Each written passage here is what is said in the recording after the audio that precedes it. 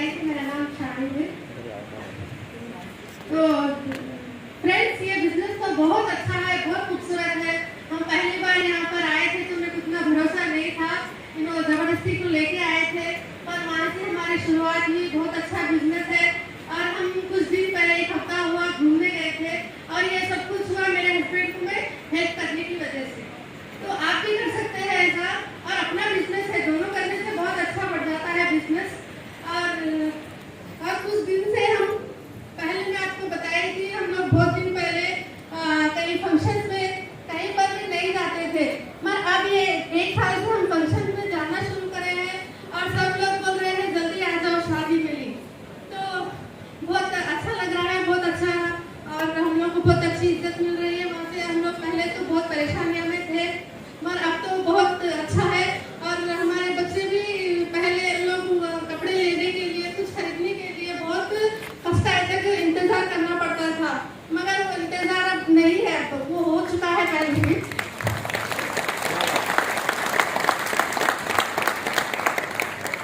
और बहुत अच्छा बिजनेस है फ्रेंड्स, शुरू कीजिए, देर मत कीजिए, और बहुत अच्छे सपने होंगे, आपके ड्रीम्स पूरे होंगे।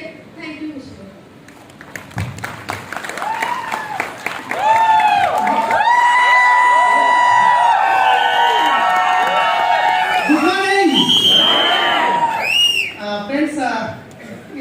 तेलुगु थोड़ा ज़्यादा कवर करता हूँ क्योंकि हिंदी बहुत सारे लीडर्स हैं, सबके लिए एक बार रहना चाहिए। सो गुड మార్నింగ్ ఫ్రెండ్స్, నా పేరు అందరికీ తెలుసు. నేను కుక్కట్పల్లిలో ఉంటున్నాను ప్రజెంట్. అవ్వతో వచ్చేస్తుంది, ఎంత చెప్పొద్దు నా పేరు. ఈ బిజినెస్ రావడానికి ముందు నేను ఫస్ట్ శంషాబాద్ ఎయిర్పోర్ట్లో క్యాబ్ నడిపించేవాడిని. ఇక్కడ చాలా మంది మా ఫ్రెండ్స్ క్యాబ్ డ్రైవర్స్ ఉన్నారు.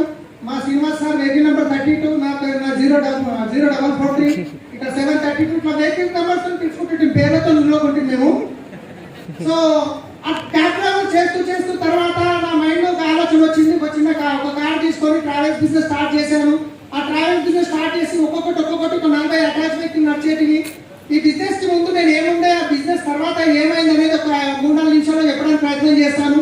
సో ట్రావెల్స్ బిజినెస్ పెట్టిన తర్వాత ఇక ఒక్కొక్క కార్ కొంటూ ఇంచుమించు ఒక 10 కార్లు కొనడం జరిగింది.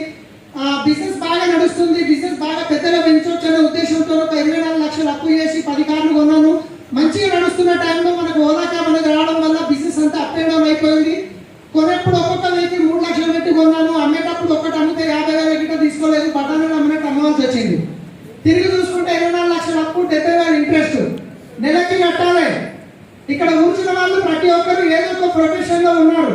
यहाँ जो भी लोग बैठे, कोई ना कोई प्रोफेशन से है आप लोग, या स्टूडेंट्स हैं, आपके पेरेंट्स आपको टेक केयर कर रहे हैं. मगर जब मैं बिजनेस शुरू करा था उस टाइम पे मेरा जो महीने का इनकम रहता, मैं लोगों को पे करने का महीने को 70,000 था. उस टाइम पे एक ही सोच आई थी, मैं अगर कहीं पे भी जाके जॉब करता हूँ तो 15 से 20,000 सैलरी मिलती है, मैं या बच्चों को पालूं या खर्चा वालों को निपटाऊं. समझ में नहीं आया था. एक टाइम ऐसा आया था, मैं सुसाइड करने का भी सोच लिया था, डिसाइड करा था, मगर अल्लाह ताला की मर्जी थी.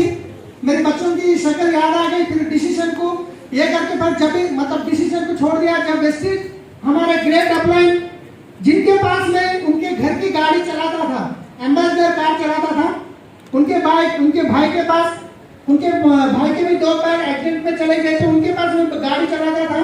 तो उनके बहन थे, उनके लिस्ट में मेरा नाम लिखा हुआ था. 10 साल के बाद 10 సంవత్సరాల తర్వాత మేడం నాకు కాల్ చేసి, సలీం ఎలా ఉన్నావు, అందరు బాగున్నారా, చాలా రోజులు లేదు కదా, రాను ఒకసారి ఇంటికి రా, నీకు ఒక మంచి బిజినెస్ కూడా చెప్తానంటే, బిజినెస్ అయితే వద్దు కానీ 10 సంవత్సరాల తర్వాత నన్ను పిలిచింది మేడం. వాళ్ళ ఇంటికి వెళ్తే మేడం టీ ఇచ్చిండ్రు, ఇంకా స్వీట్ ఇచ్చిండ్రు, నేను టీ తాగాను. మేడం ప్లాన్ చెప్తున్నారు, నేను ఇక్కడ వదిలేస్తున్నాను.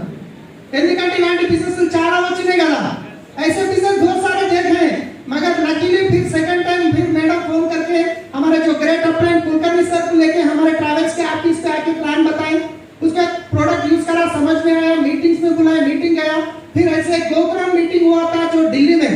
वो गोकरण मीटिंग जाने के बाद हमारे जो chief mentor SP Bharill sir के टीचिंग्स, एक सेशन था, उसमें 1 घंटे का सेशन था. वो सेशन अटेंड करने के बाद मैं डिसीजन स्ट्रांग करा. సార్ ఆ సెషన్ లో ఏకీ బాత్ తోనే, ఆ సెషన్ లో ఏమన్నాడంటే, అప్పులు అందరికీ ఉన్నాయి, అప్పులు చేసింది మనమే కదా, అప్పులలో పోయి చెప్పండి, ఒక 6 నెలలు, సంవత్సరం, 2 సంవత్సరాలు టైం తీసుకోండి, నేను ఇమానదార మనిషిని, మీ అప్పులు కట్టానని చెప్పండి. ఒకవేళ లేకుంటే నేను ఏం చేయలేదు, నాకు పని చేసే టైం ఏంటి అని చెప్పి ఆ టీచింగ్ లో నేను విని నా అప్పులతో వచ్చి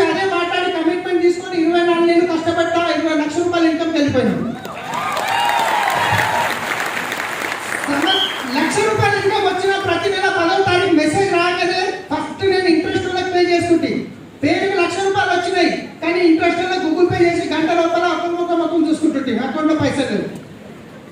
సో అలాంటి సిచ్యువేషన్ నుంచి మేము చేస్తూ ఈ బిజినెస్ లో మా లైఫ్ కంప్లీట్ గా చేంజ్ అయింది. నా ఇన్కమ్ ఇప్పుడు 3.5 లక్షలు నెలకి. ఈ వెస్టిన్ నుండి నేను ఎప్పుడు ఎలోపేట్ కార్లో తిరిగేవాడిని. ఈ రోజు నేను Brezza home vehicle loan vehicle తీసుకొని తిరుగుతున్నాను.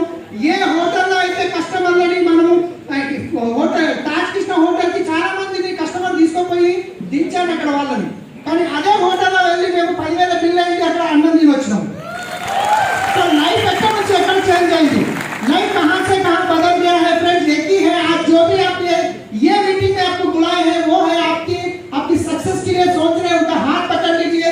आप उनका हाथ पकड़ के आगे बढ़िए. 100% आप इस बिजनेस में सक्सेस होंगे. बस एक मिनट में क्लोज कर रहा हूं. ఫస్ట్ రావడానికి ముందు ఈ బిజినెస్ లో రావడానికి ముందు నాకేం జరిగింది, మీకేం జరుగుతుంది, రాబోయే వాళ్ళకి ఏం జరుగుతుందో చెప్తాను. రెడీ ఉన్నారా? ఫస్ట్ మనం ఇది చాలా ఇంపార్టెంట్. నేను అంటే చెప్తుంటాను, చాలా చోట్ల చెప్తుంటాను.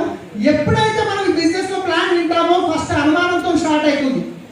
3 హడల్స్ ఉంటాయండి. ఈ 3 హడల్స్ దాటిందంటే కనుక 100% మీరు డీల్స్డ్ కాబోతున్నారు. ఫస్ట్ హడల్ వచ్చేసి అనుమానంతో వస్తాం. ప్లాన్ వినగానే ఇలాంటి కంపెనీలు చాలా ఉన్నాయి, ఇది ఉంటుందో పోతుందో, ఈ సంపద కంపెనీ ఎన్ని రోజులు నడుస్తుంది, మోడీ ఏం చేస్తాడో, అన్ని నెగిటివ్ థాట్స్ వస్తాయి. యూట్యూబ్ లో వెళ్ళి మీటింగ్లకు వెళ్ళి అన్ని క్లియర్ చేసుకుంటాం. అనుమానం స్టేజ్ అనేది దాటుతాం. అనుమానం స్టేజ్ ఇక్కడికి వచ్చినాక క్లియర్ అవుతుంది. సో ఎస్, ఇక్కడ నుంచి నేను ₹1,00,000 ఇన్కమ్ సంపాదిస్తాను చెప్పి డేట్ చేసి రెండవ స్టేజ్ వస్తుంది. ఇది చాలా ఖతర్నాక్ ఉంటుంది. ఇక్కడ ఫిల్టర్ అయిపోతారు చాలా మంది. అనుమానం స్టేజ్ దాటి దోస్తు దగ్గరికి వెళ్ళి, రిలేషన్ దగ్గరికి వెళ్ళి నేను డిసైడ్ చేస్తున్నా, హైదరాబాద్ లో చాలా మంది లక్షల్లో సంపాదిస్తున్నారు, ఇది ఎక్సలెంట్ బిజినెస్ అని ప్లాన్ చెప్పగానే ఏమంటారు? అరే ఏమైంది బిడ్డ, నిన్నదాకా మంచిన్నావు కదా, ఎవరేమన్నా నిమ్మకాయ తిప్పిన మీటింగ్ వచ్చినావా, ఏమైంది నీకు? సబ్బులు పేస్ట్ చేంజ్ చేస్తే ₹1,00,000 వస్తాయా? ఎవరు చెప్పింది నీకు? వాళ్ళకి తెలియలేదు, నీకు తెలియలేదు. నువ్వు చదువుకున్నా కదా. అవమానం.